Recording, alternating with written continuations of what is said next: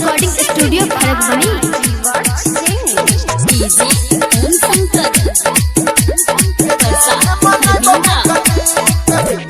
संगे संगे खींच के करबे अपलोड फेसबुक पे पिक के जान सुनना। हाँ संगे संगे खींच के करबे अपलोड फेसबुक पे पिक नया साल में आके तोरा गाम के जान मनैबो पिकनिक। नया साल में आके तोरा गाम के जान मनैबो पिकनिक।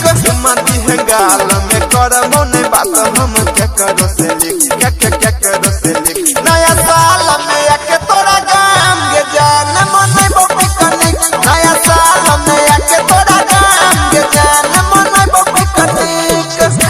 म्यूजिक डीजे शत्रु दीवाना छा गइला तू बिहार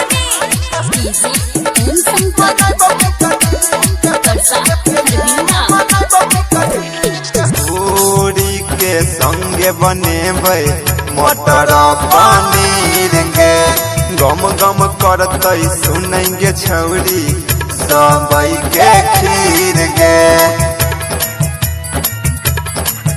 पूरी के संगे बनेबै मटर पनीर गे गम गम करतै सुनेंगे छौरी सबई के खीर गे।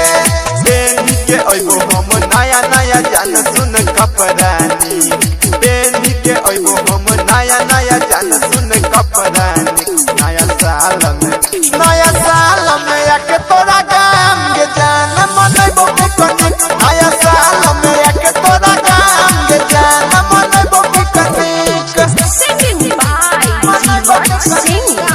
डीजे शत्रु दीवाना तू जान ले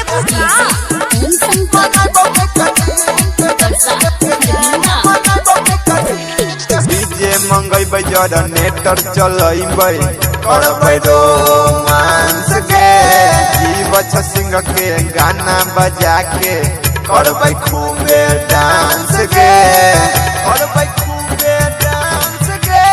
डीजे मंगैबै जनरेटर चलैबै करबै रोमांस गे गायक जीव के गाना बजा के करबै खूबे डांस गे।